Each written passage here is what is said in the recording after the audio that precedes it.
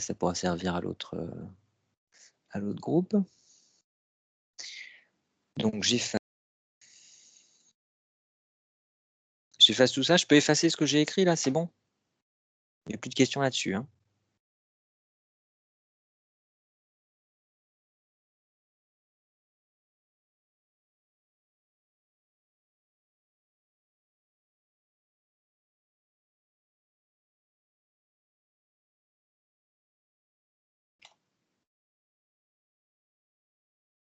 Voilà, donc on en arrive au miroir de Fresnel. Donc il s'agit simplement de 2 petits miroirs qui font entre eux un tout petit angle alpha. Et on considère une source ponctuelle, donc qui envoie des rayons lumineux partout sur le miroir M1, sur le miroir M2. Donc on a 2 faisceaux de rayons, un faisceau qui rebondit sur le miroir M1, un faisceau qui rebondit sur le miroir M2. Il s'agit d'une source monochromatique, donc mettons un laser, et on vous demande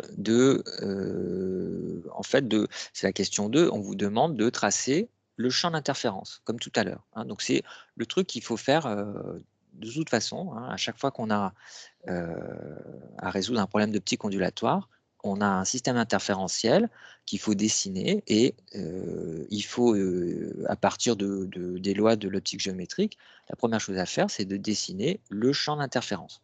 Donc, pour vous aider à le dessiner, je rappelle un petit peu ce qu'on fait en optique. On utilise souvent la notion d'image. Ça simplifie les constructions. Et donc, la première question, c'est placer sur la figure les images respectives du point source S ponctuel par rapport au miroir M1 et par rapport au miroir M2. Alors, je vais déjà placer la figure.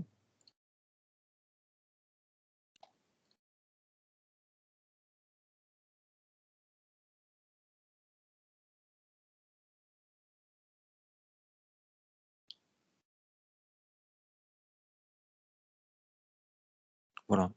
Alors, je ne sais pas si vous avez tous eu le temps de le faire, mais qu'est-ce qu'il faut faire a priori? Allez, Agathe, qu'est-ce qu'on fait pour tracer l'image du point source S par rapport au miroir M1 ou par rapport au miroir M2, comme vous préférez? Qu'est-ce qu'on fait? J'ai pas trop d'idées là, hein. J'ai Alors, essayé, mais je vois pas trop bon, ce alors, qu'il faut faire. je reprends là les bases d'optique géométrique. Vous avez un miroir, c'est le trait bleu. Vous avez un point source qui est là. Bon, c'est un point lumineux. Vous pouvez, avec votre œil, mettons que vous avez votre œil qui regarde dans le miroir, la question c'est à quel endroit votre œil voit-il l'image de la source S?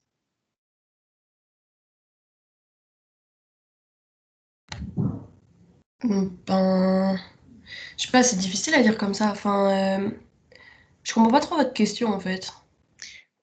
Euh, alors, Genre à quel endroit? Enfin, je peux pas vous le montrer. Du coup, vous êtes le matin devant votre miroir et le ouais. point S, c'est un tube de dentifrice. Bah, Euh, dans l'œil du coup. alors, votre œil, Ouais. vous êtes vous-même devant le miroir. Dans votre main, vous avez un tube de dentifrice. Ma question, Oui. c'est si vous regardez dans le miroir, vous risquez de voir votre tube de dentifrice. À quel endroit se trouve ce tube de dentifrice, sachant que sa position réelle, c'est S? Le Ben, sur le miroir, c'est ce qui est miroir. en bleu. Pardon? Pas sur le miroir. Sur le miroir. Mais est-ce que vous pensez que vous le voyez comme étant à la surface du miroir? Vous avez vraiment l'impression qu'il est à la surface Non, du miroir? non, non. Non. Il a l'air d'être où par rapport au miroir?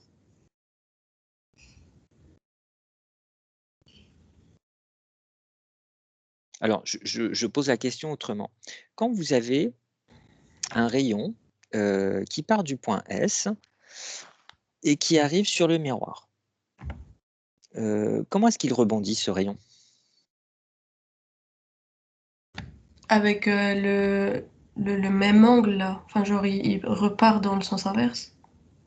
Alors, dans le sens inverse, si je dessine On s'en l'angle fout. d'incidence, l'angle d'incidence c'est I, qu'est-ce qu'il faut faire pour le tracer? Il faut avoir le même angle I de l'autre côté. Voilà, donc l'angle de réflexion est égal à l'angle d'incidence. Mettons que ça colle, ça tombe sur l'œil. Voilà. En fait, ce rayon qui arrive dans votre œil, il a l'air de provenir d'un endroit qui est par là, qui est dans cette direction-là. Comme c'est une direction mathématique, je mets des pointillés. Si je fais ça avec un autre rayon, voilà, je peux tracer un rayon qui arriverait, mettons, comme ça dans votre œil. Bon, alors non, ce rayon, on va l'oublier parce qu'il ne fait que obscurcir ce que je veux dire. Heu, voilà, tac. Il arrive comme ça dans votre œil. Mais voilà, si vous avez un autre œil, en général, on a 2 yeux. Je vais le mettre plutôt l'autre œil, je vais le mettre ici. Bon, s'il y a un rayon qui arrive dans votre, 2e œil, voilà, il arrive comme ça. Et ben, là, de la même façon, vous respectez la loi de Descartes, hop, on doit avoir l'égalité entre angle d'incidence et angle de réflexion et donc ce 2e rayon vert, il semble provenir de cette direction-là, d'accord? Et comme vous avez 2 yeux, et ben, vous allez en déduire qu'il y a un point lumineux qui se trouve ici. Ce point lumineux, je l'appelle S'. À votre avis, sans faire la démonstration jusqu'au bout, est-ce que vous n'avez pas l'intuition de qu'est-ce que c'est que le point S' par rapport au point S? C'est le symétrique. Voilà, c'est le symétrique tout simplement du point S par rapport au miroir. Donc voilà, S', on appelle ça l'image du point S par le miroir parce que l'ensemble de rayons qui provient du point S en réalité, mais qui sont réfléchis par le miroir, cet ensemble de rayons, il semble provenir du point d'intersection là, du rayon rouge et rayon vert, qui est le point S'. Alors on a montré, voire optique géométrique première année, bon ça fait loin hein, pour vous, on a montré que S' est bien symétrique de S par rapport au miroir. Okay, donc symétrique, ça veut dire que je peux prendre la perpendiculaire ici et j'ai la même distance. Voilà, je prends H, le projeté orthogonal de S sur le miroir. On a HS égale HS'. Voilà, avec SS' qui est perpendiculaire au miroir. C'est bon? Vous comprenez le schéma? OK, Voilà. ouais. Et donc il y a juste ça à faire pour le miroir M1 et pour le miroir M2.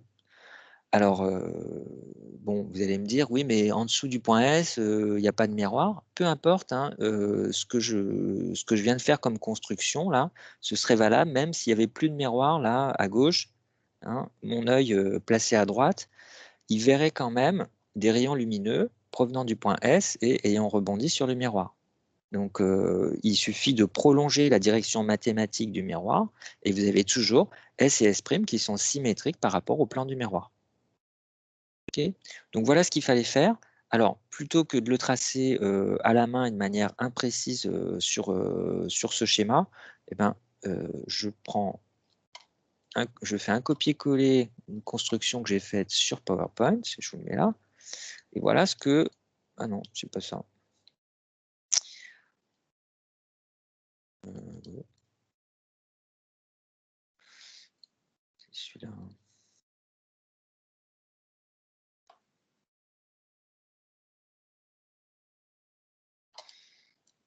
Voilà ce qu'il fallait faire, hein, donc je vous laisse le temps de recopier ce genre de truc si vous ne l'aviez pas fait, puis, si vous voulez me poser une question, si vous n'avez pas compris ce que j'ai raconté.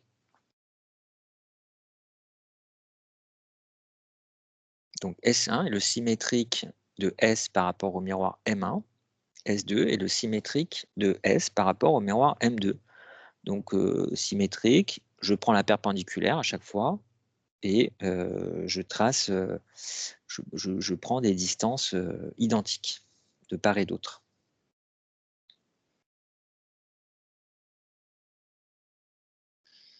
Est-ce que c'est clair pour tout le monde?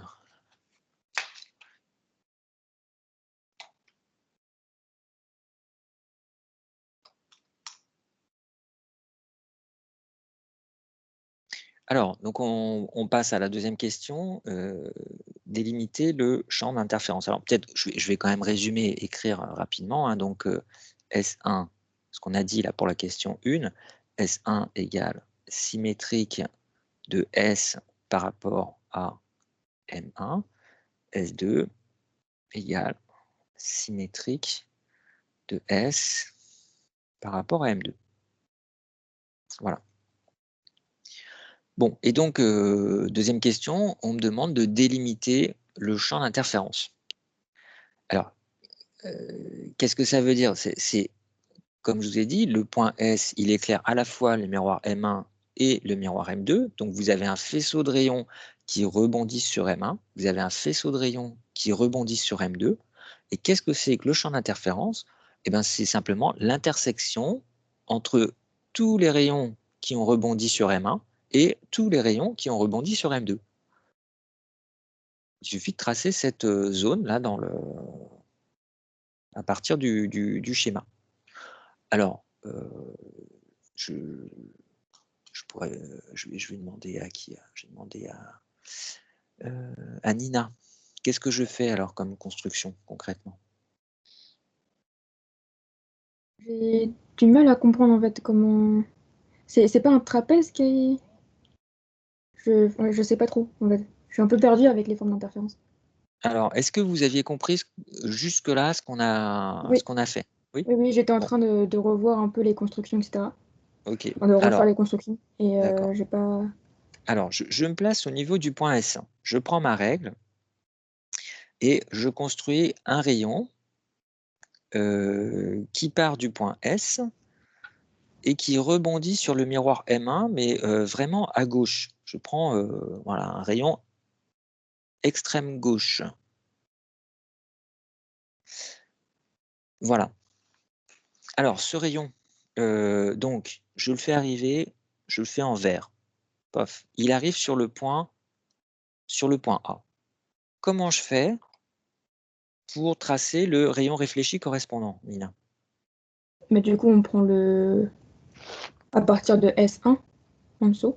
Ben voilà, on utilise le point S1. Donc, je cale ma règle sur S1A et puis je poursuis, c'est tout. D'accord. Voilà. Donc, je fais en pointillé ce qui n'est pas un rayon réel, hein, je vous rappelle, c'est la convention de l'optique géométrique. Et à partir du point A, hop, je fais partir le rayon. C'est bon, ça vous avez compris? Oui, oui. Donc, bah, je vous laisse faire la même chose pour tous les rayons particuliers qu'on a sur la figure. Alors, quels sont ces rayons particuliers? Bon, eh ben, vous pouvez faire cette construction-là, ce que je viens de faire, avec le point A. Vous pourriez le faire avec n'importe quel rayon partant de S et frappant le miroir M1. Mais moi, ce qui m'intéresse, c'est de délimiter les bords de ce faisceau de rayons lumineux. Il y en a une infinité de rayons. Alors, ces rayons qui tapent sur M1, ils tapent entre le point A et le point R. Donc, je me place juste à gauche du point R.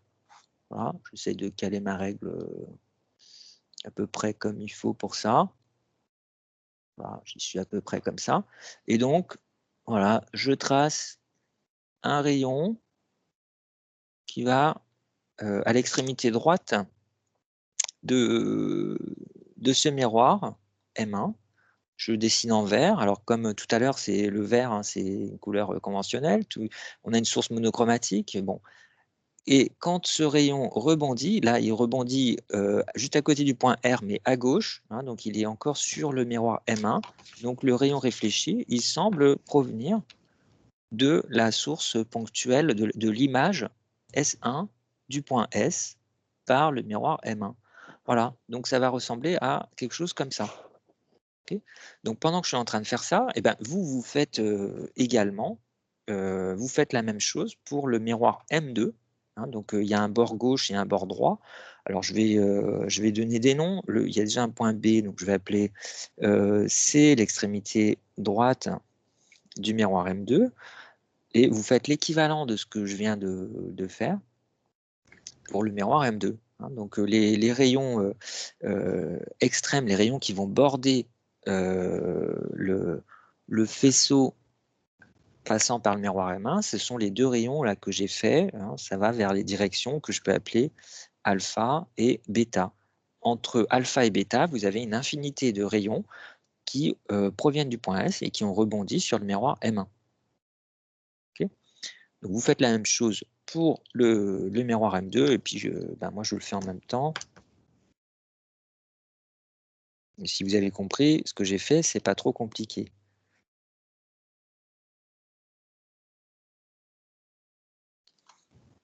Et donc, Parce que du coup, on Oui, est pardon. d'accord que la figure d'interférence, elle est située entre, enfin, au-dessus du miroir, entre le point A et le point R, pour le...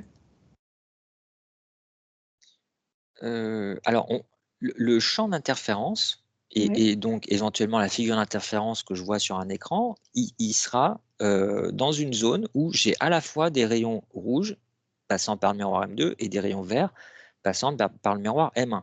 Donc je finis de tracer le faisceau de rayons passant par le miroir M2. Là, donc là, je suis en train de tracer un rayon qui provient du point S et qui arrive à l'extrémité droite du miroir M2. Alors c'est pas facile avec mon système là, mais je vais y arriver comme ça. Voilà. À la règle, c'est tout simple à faire normalement, hein. Hop, ça c'est l'extrémité droite, et donc je fais la même chose au niveau du point R. Voilà, quand il y a un rayon qui frappe le miroir 2 au niveau du point R, le rayon réfléchi semble provenir de S2, encore une fois.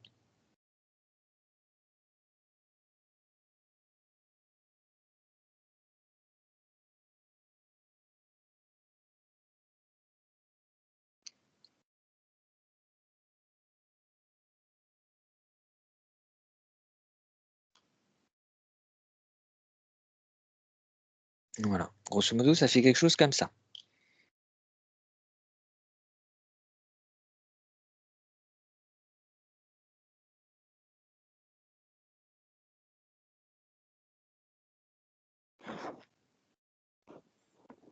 Voilà.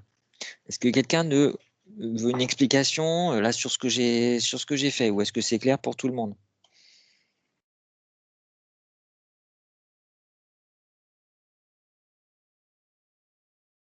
Donc, je répète, vous avez entre les directions alpha et bêta, vous avez une infinité de rayons qui sont passés par le miroir M1, c'est des rayons que je pourrais représenter en vert.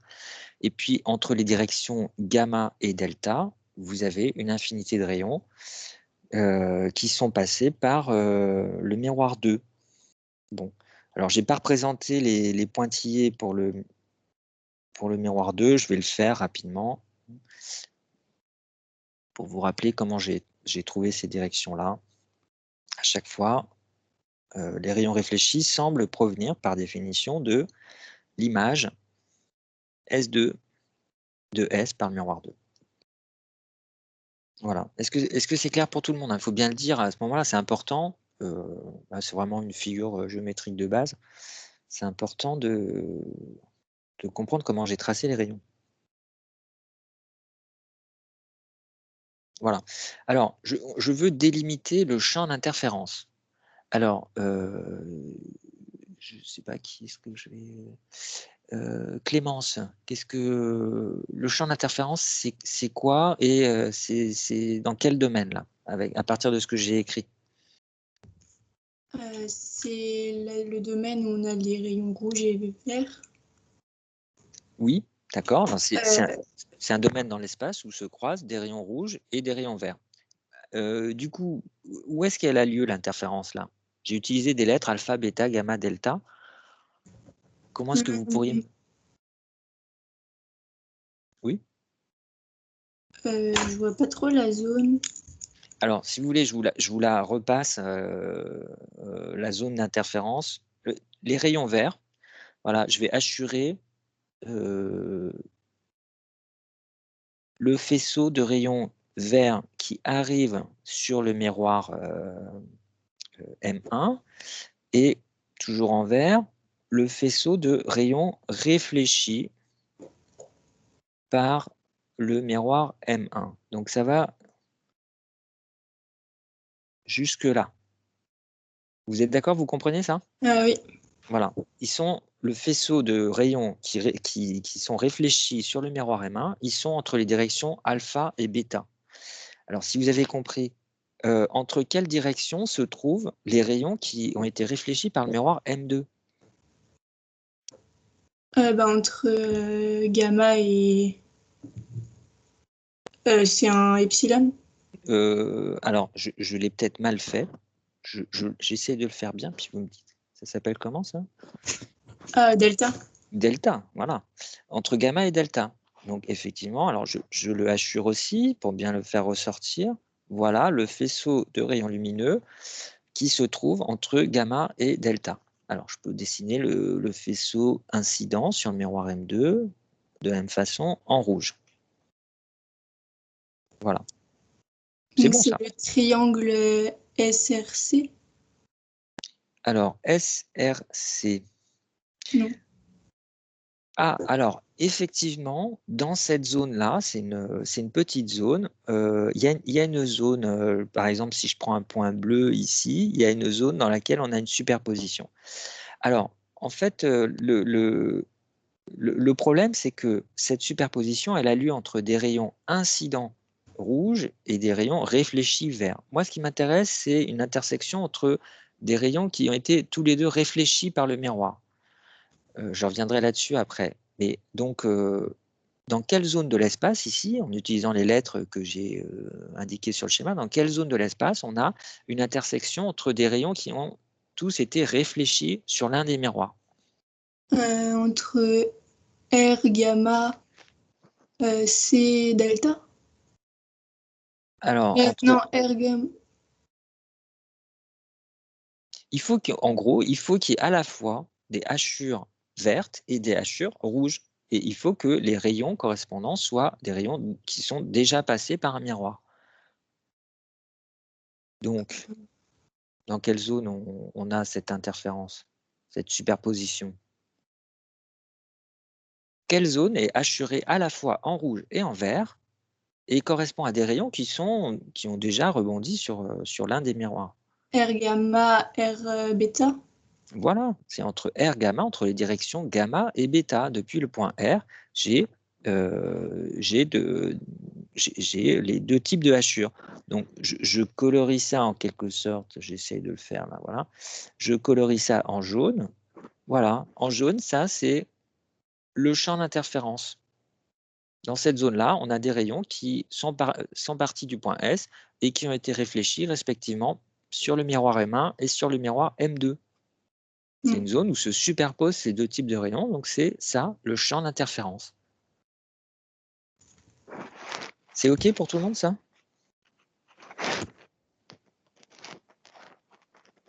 Donc faites-le sur votre schéma, et puis bon, après, si on a dès que vous avez trop de rayons, bah, vous pouvez refaire un schéma pour la suite, pour le reste.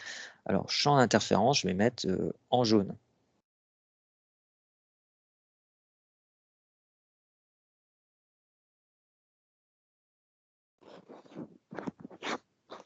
Voilà. Est-ce qu'il y a des questions là-dessus?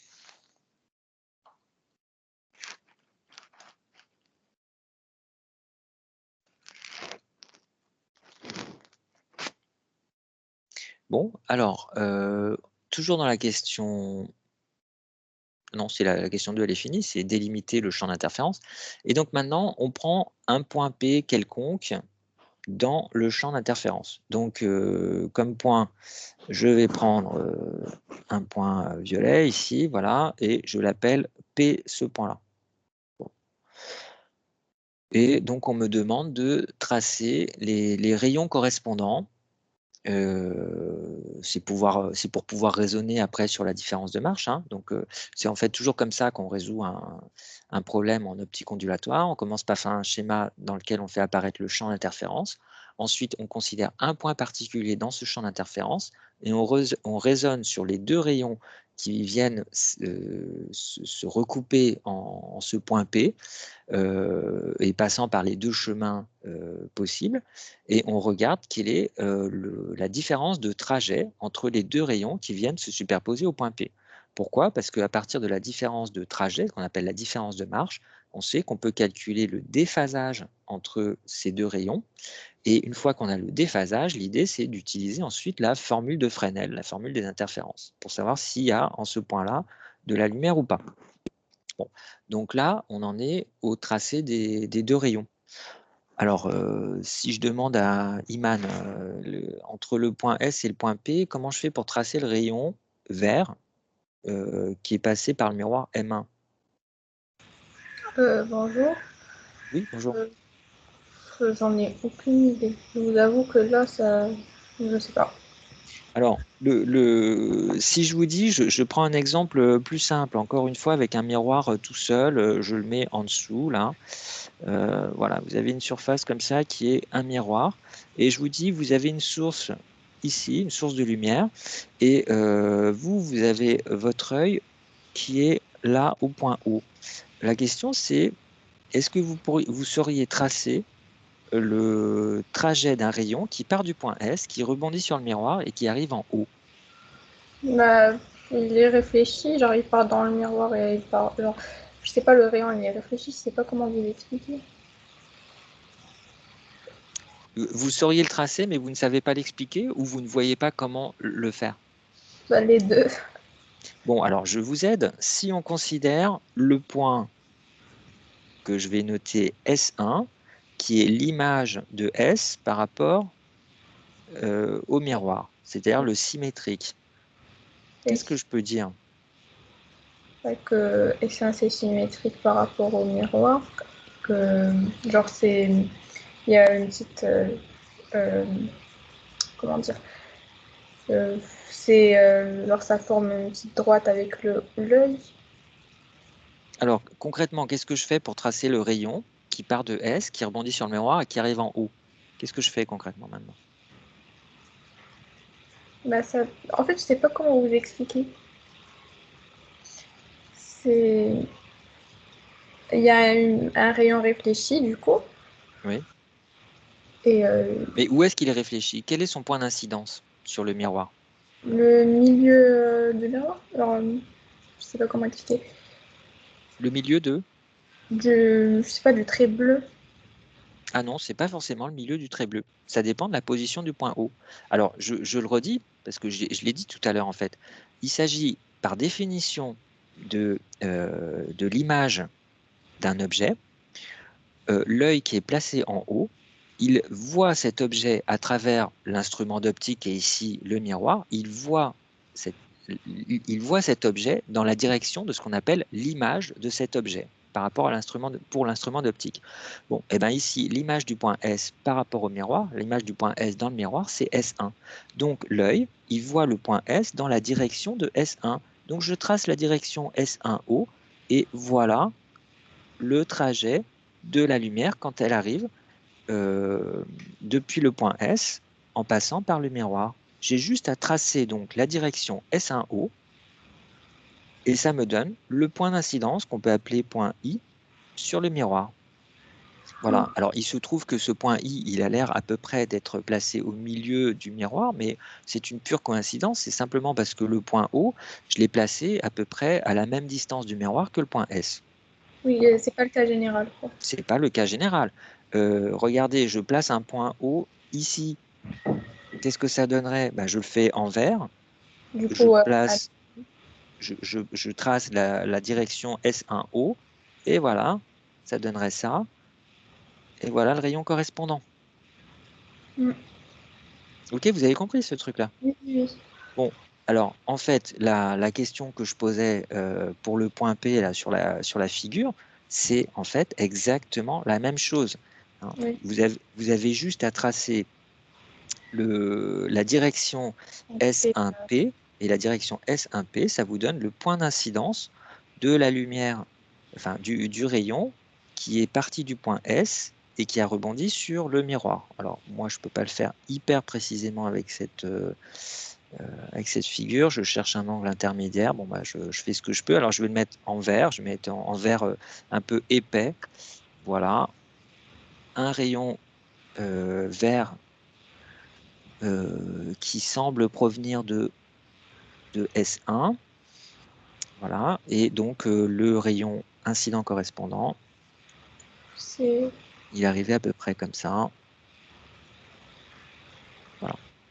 Donc vous n'avez pas forcément la même chose que moi, puisque vous n'avez pas placé le point P forcément au même endroit. Et puis, vous faites la même chose pour un rayon arrivant en P, mais en passant par le miroir M2. Oui. Voilà. Alors, comme c'est un petit peu, ça devient un petit peu brouillon là sur ma figure, parce que bon, j'ai pas une vraie règle, j'ai pas tout ce qu'il faut. Je vais faire en dessous un petit copier-coller. Alors, je vais effacer ça.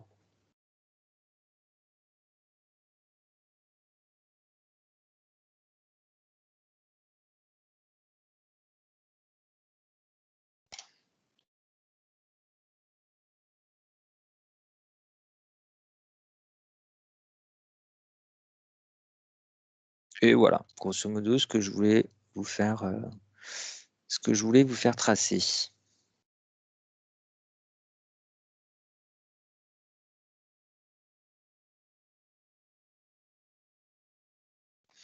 Voilà. Est-ce qu'il y a des questions là-dessus? Donc le champ d'interférence, hein, c'est toujours ce que j'ai représenté là à droite.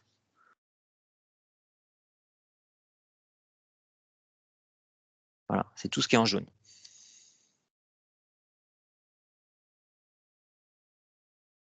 Donc c'est là qu'il va falloir placer son écran, hein, dans cette zone-là, pour pouvoir voir éventuellement une figure d'interférence, à savoir des interfranges, des franges rectilignes.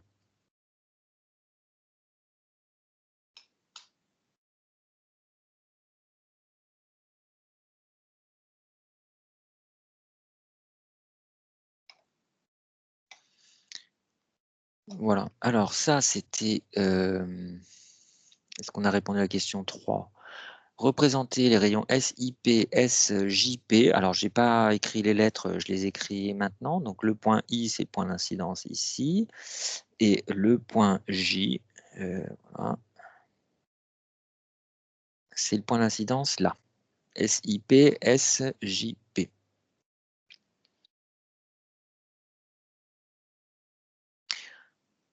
Voilà, alors je vous disais je vous ai dit tout à l'heure que tout ça, ça sert en fait à calculer la différence de trajet parcouru par les deux rayons qui interfèrent au niveau du point P, parce qu'à partir de cette différence de trajet, j'ai le déphasage, et à partir du déphasage et de la formule de Fresnel, j'ai moyen de savoir s'il y a de la lumière ou pas.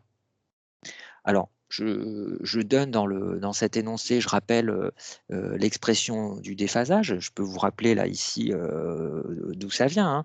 Je peux écrire que le champ électrique qui arrive au point P en passant par le miroir M1, il s'écrit, puisque j'ai une onde sinusoïdale, une certaine amplitude E10 que multiplie en notation réelle cosinus de oméga t, c'est monochromatique, moins un certain retard de phase phi1. Bon. Et d'autre part, toujours au niveau du point P, l'amplitude de l'onde qui est passée par le miroir 2, hein, c'est une certaine amplitude que multiplie cosinus du même oméga t, puisque c'est la même source monochromatique, moins phi2. Donc phi2, c'est le retard au niveau du point P par rapport à ce qui se passe au point S. Ce qui arrive en P, ça arrive en retard par rapport à ce qui a été mis en S. Sauf que le retard n'est pas le même pour l'onde 1 et pour l'onde 2. Alors, dans le cours, qu'est-ce qu'on a vu? On a vu que le retard, par exemple pour l'onde 1, il est dû à deux types de termes. Premièrement, il y a un terme dû à la propagation, c'est ce qu'on appelle le terme géométrique. Et on a vu dans le cours que c'était 2π sur lambda 0 fois le trajet, le chemin optique entre S et P, donc par le rayon 1. Ce à quoi il faut rajouter un déphasage qu'on appelle localisé.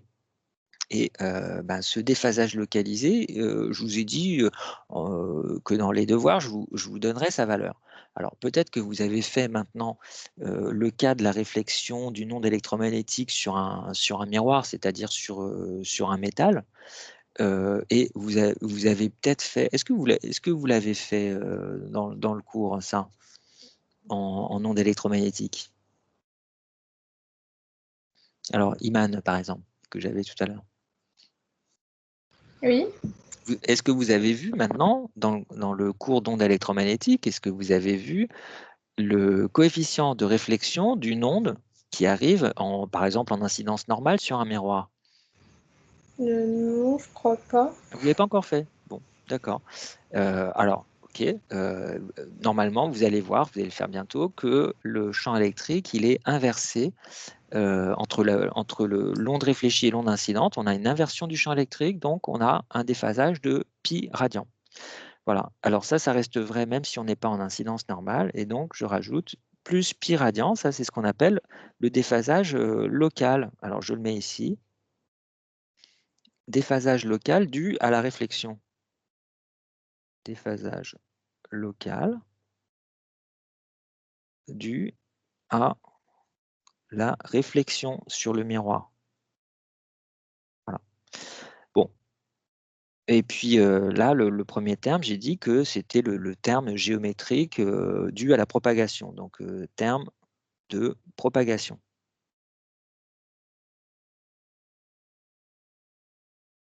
Voilà. Alors ça, c'est pour l'onde 1. Évidemment, j'ai la même formule pour l'onde 2. Alors je l'écris quand même, ça fait phi2 égale 2pi sur lambda 0 fois le chemin entre S et P, mais pour l'onde 2, pour un rayon 2, et plus pi aussi, puisque le chemin 2, ça se fait aussi sur un miroir. Voilà, donc les retards de phase pour chacune des ondes passant par le miroir 1 et par le miroir 2. Donc, qu'est-ce que c'est que le déphasage entre ces deux ondes? Ben, par définition, c'est phi2 moins phi1 ou phi1 moins phi2. Hein, ça joue aucun rôle parce que tout ce qui compte, c'est sa valeur absolue en fait. Hein, ça arrive dans un cosinus. Donc, le cosinus, c'est une fonction paire. Hein. Dans la formule de Fresnel, on se fiche du signe. Bon, mettons que je prends comme convention que le déphasage, c'est phi2 moins phi1.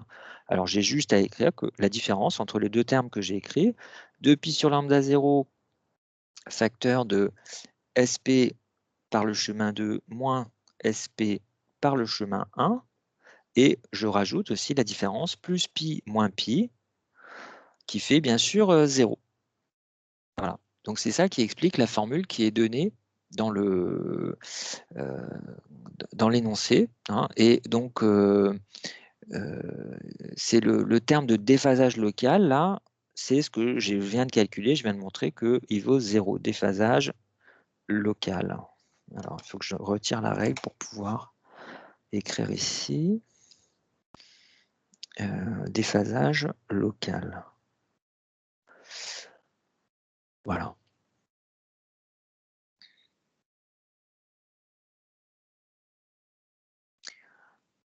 OK. Alors, donc, voilà pourquoi il faut calculer la différence de chemin optique SP2 moins SP1. C'est parce que ça intervient dans cette formule qui me donne le déphasage. Après, il ne restera plus qu'à appliquer la formule de Fresnel pour savoir si au point P, j'ai de la lumière ou de l'obscurité. Est-ce qu'il y a des questions sur ce petit calcul qu'on a sur l'écran? Oui, moi juste j'ai une question par rapport au déphasage local. Mmh. Puis c'est valable quand c'est un miroir ou c'est aussi valable dans d'autres cas? Alors, c'est valable dans d'autres cas, mais de toute façon, je vous le rappellerai. Je vous dirai, bon, quand c'est un cas plus compliqué, je vous dirais c'est pi radian. Si c'est bon, le pire que je puisse faire, c'est vous dire, par exemple, quand vous avez une onde qui arrive sur un miroir en incidence normale, quand on fera le DS, ben, je pense que vous aurez aussi fini le cours d'ondes électromagnétiques, et donc je pourrais me permettre de vous dire, en utilisant le cours d'ondes électromagnétiques, expliquer pourquoi on a un déphasage de pi quand on a une onde qui arrive en incidence normale sur un miroir. Là, normalement, vous pourrez l'expliquer parce que vous pourrez me dire, bah, simplement, dans le cours d'ondes électromagnétiques, on a vu que l'onde réfléchie est inversée, le champ électrique de l'onde réfléchie est exactement opposé au champ électrique de l'onde incidente. Voilà. D'accord. Parce que je crois qu'on l'a pas encore vu, je crois qu'on a vu que les DILH ou les métaux qui sont. Je crois qu'on a que. Les diélectriques, en fait. Oui, c'est ça. Mm. D'accord. Donc, bon, j'attendrai, hein, mais je vous demanderai pas, franchement, je vous demanderai pas des trucs très compliqués là-dessus. Je vais pas vous faire un deuxième contrôle d'ondes électromagnétiques. Vous aurez juste des cas simples, hein, pour ça. D'accord. Bon, alors, donc, donc on arrive à la question 4. Il faut expliquer la formule qui est donnée, à savoir que la différence de marche, alors la différence de marche, c'est ce que je viens de souligner en rouge, hein. D'ailleurs, je vais l'écrire en rouge, c'est ça. La différence de marche, c'est ce delta là. Tiens, je vais écrire que ça s'appelle la différence de marche.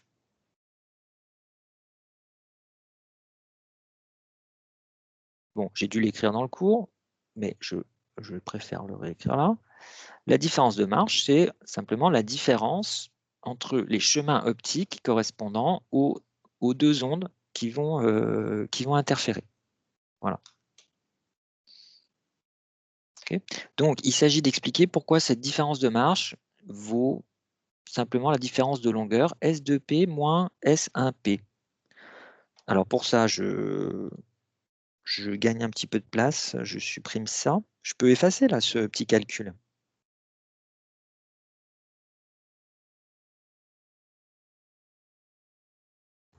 Oui, c'est bon. Alors Oui, oui. voilà. Donc bon, je bouge la règle pour qu'on voit quelque chose.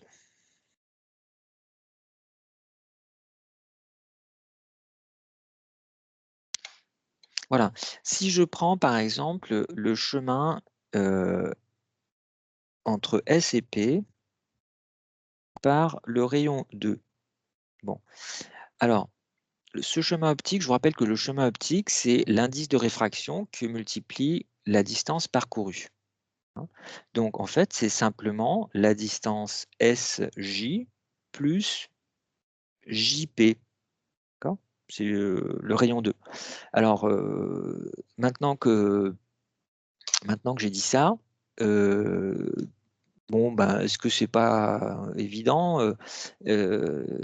Alors, je sais pas, Yannick, qu'est-ce qu'on fait à partir de là? SJ, la distance SJ, c'est aussi égal à quelle distance? À S2I, Voilà, c'est égal à S de J plus JP. Et S de J plus JP, ça fait ça fait S2P. S de P. Ça fait S de P parce que les points S2, J et P, ils sont Ils sont... ils sont sur les mêmes points? alignés. Oui, Hein. oui. Sinon, ça ne serait pas vrai. Hein. Voilà. Donc, de la même façon, évidemment, vous avez SP, le chemin optique entre S et P par le rayon 1, par un rayon bleu, c'est, on trouve la même chose que S1P. Voilà, donc on a justifié la formule de la différence de marche, delta, c'est donc simplement S de P moins S1P. Est-ce qu'il y a une question là-dessus? C'est bon? Bon, alors ça c'était la question 4. Justifier, question 5, que pour les rayons qui interfèrent en P, le déphasage local vaut 0. Bon, ça je l'ai déjà dit. Hein. La question 5, c'est voir précédemment.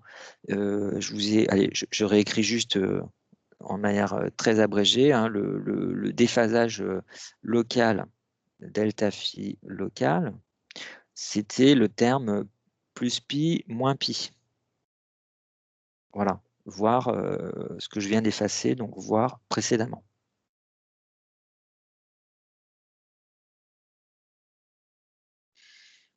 OK? Donc, comme on a une différence de marche qui vaut S de P moins S1P, tout se passe comme si vous aviez juste vos sources, les sources S1 et S2, et un point P, voilà, devant. Et imaginez que les deux sources sont synchrones, c'est-à-dire elles envoient exactement, elles ont la même phase au même instant. Et bien, tout ce qui compte, c'est de savoir quelle est la différence donc, de longueur entre le segment rouge et le segment bleu. Donc tout se passe comme si les deux ondes qui se superposaient au point P provenaient respectivement de la source S2 et de la source S1, qui sont en fait les images, ou les clones, on pourrait dire même, de la source S. Ok. Alors, pour pouvoir calculer cette différence de longueur, bah, je vous rappelle qu'en fait, on a déjà fait ce genre de choses. On a, je vous ai dit dans le cours, d'ailleurs on était encore en... Non, ça c'est dans le cours en vidéo. Hein, c'est en vidéo, vous avez dû voir, donc, vous avez dû me voir faire la démonstration du calcul de la différence de longueur S2P moins S1P, donc avec deux sources ponctuelles, quand on place un écran parallèle à l'axe des sources. Hein, et c'est ce qu'on va faire c'est ce qu'on fait dans cet énoncé. Puisque je dis on place un écran, là juste après la question 6, je dis on place un écran dans le champ d'interférence parallèlement à l'axe des sources. Bon, et vous avez dû voir que ce qui compte pour faire ce calcul, c'est deux choses. C'est premièrement, c'est la distance entre les points sources, distance que j'appelle petit a, et deuxièmement, alors il y a trois choses. Il y a la distance entre le plan des sources et le plan de l'écran, que j'ai appelé grand D. Et puis, si on trace la médiatrice entre S1 et S2, la troisième dimension qui compte, eh ben, c'est la distance entre le point P et le plan médiateur. Voilà. Et vous n'avez pas à le savoir par cœur, mais enfin, ça peut toujours aider hein, pour vérifier ces résultats. Vous avez vu en cours, j'ai fait deux démonstrations, une démonstration géométrique et une démonstration plus complète par développement limité. Vous avez dû voir que la différence de marche, c'est AX sur D. Donc, pour pouvoir calculer la différence de marche en fonction de la position X du point P, eh ben, il faut que je connaisse la longueur A. Voilà. Alors, comment connaître la longueur A ici? Alors, qu'est-ce que je dis? Je dis montrer que l'angle S1, R, S2 vaut 2 alpha. Hein, donc, il faut justifier ça. Et ça nous permet, après, ça va nous permettre de trouver cette longueur. Alors, je le représente ici. J'agrandis un peu mon schéma. Voilà. Il faut arriver à montrer que l'angle S1, R, S2, ça vaut 2 alpha. Alors, vous voyez l'angle alpha, vous voyez où il est sur l'énoncé. Et donc, il faut arriver à montrer que cet angle-là, c'est 2 alpha. Alors, qui est-ce qui aurait une idée, qui pourrait m'expliquer assez simplement d'où ça vient?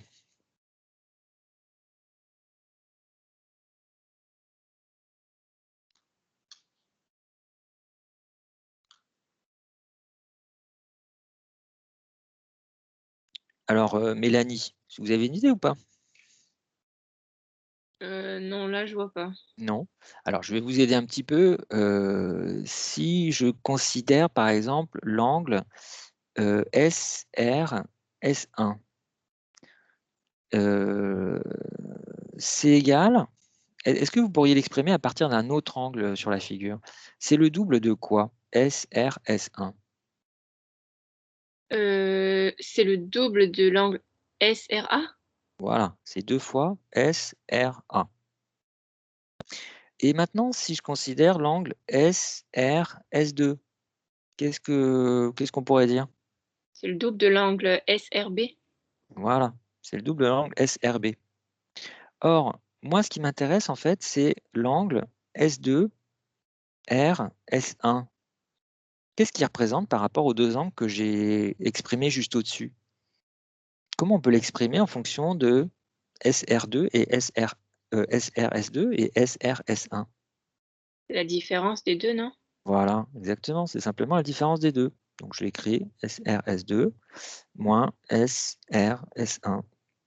Et donc, on voit que ça fait 2 fois la différence SRB moins SRA.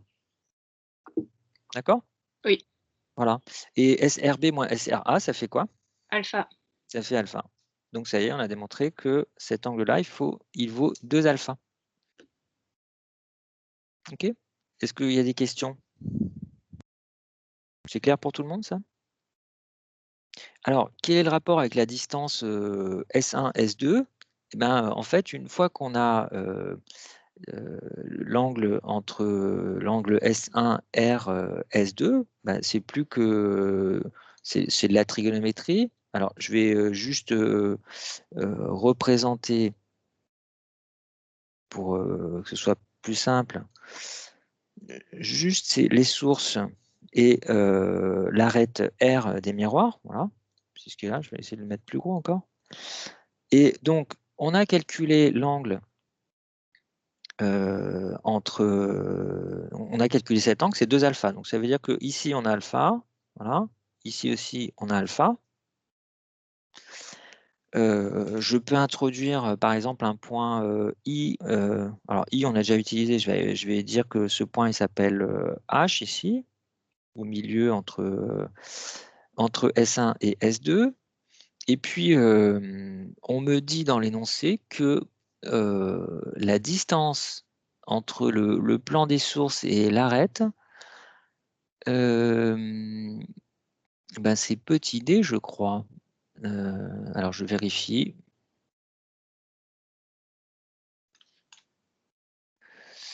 Où est-ce qu'on place l'écran?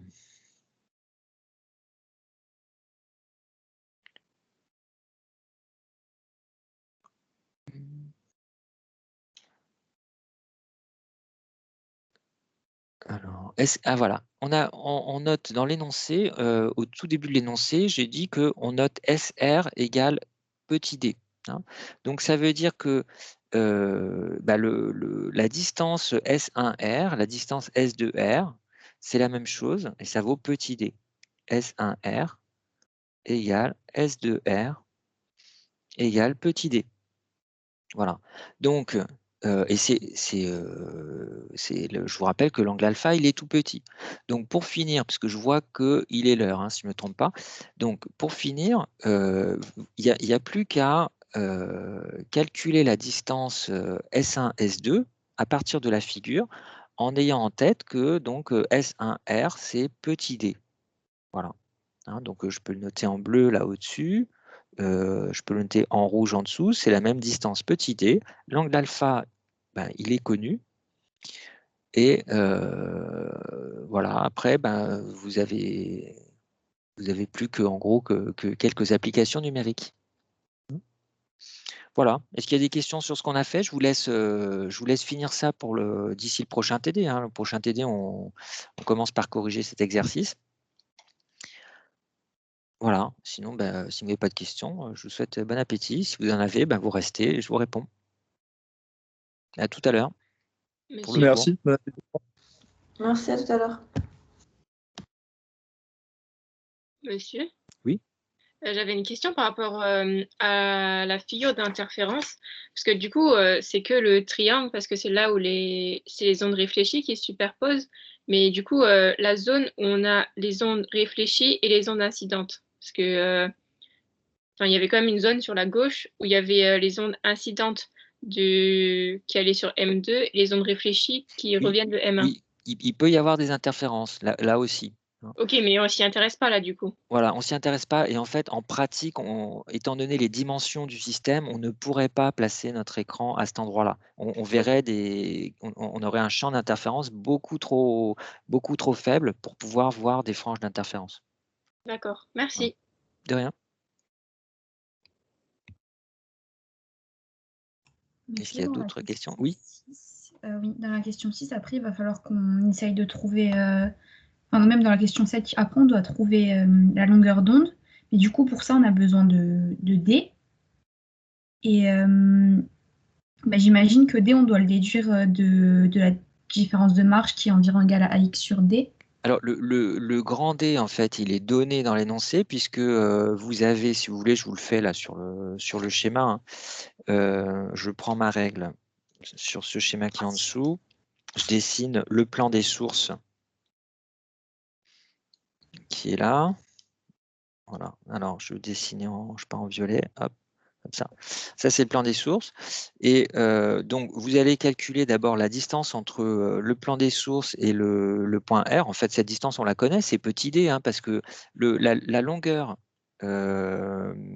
du segment bleu S1R, je le repasse un petit peu là, la longueur de ce segment bleu, c'est D. Ouais. Donc, comme l'angle alpha est tout petit, on peut dire que la distance entre le plan des sources et le plan violet et le point R, c'est aussi petit d. Ouais. Okay. Et ensuite, on vous dit qu'on place l'écran parallèlement au plan des sources à une distance d', je crois, Ouais. de même. R. Voilà. En plus, c'est la même, d'accord. Voilà. Donc, bah, ça y est, vous avez la distance, si c'est la même, hein, vous avez tout simplement, voilà, j'écris en vert, c'est cette distance-là, c'est donc d plus d', c'est donc 2 fois la distance d. Ah, ok. Voilà. Je pensais que c'était plus compliqué que ça. Parce que du coup, on n'a pas besoin de trouver x en fait. Alors le x, si, parce que dans la formule, qu'est-ce que c'est que le x en fait? Si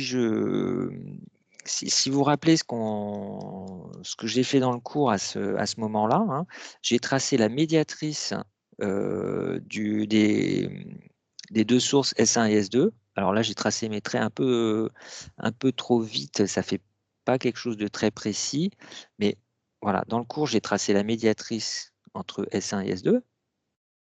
Voilà. Et après, x, qu'est-ce que c'est? C'est pour un point P donné sur l'écran. Voilà, vous avez un point P qui est là. X, c'est la distance entre le point P et le plan de la médiatrice. C'est la distance entre le point P et le segment pointillé noir. Ouais, mais je vois pas comment on peut l'obtenir là avec les données qu'on a.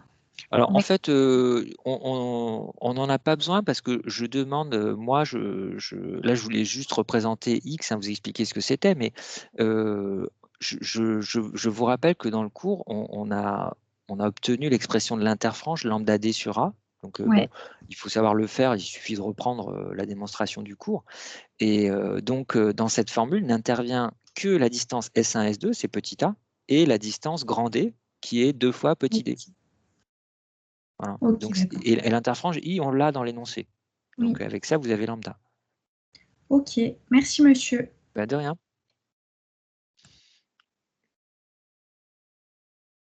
Allez, il n'y a plus de questions, donc bon appétit, à tout à l'heure.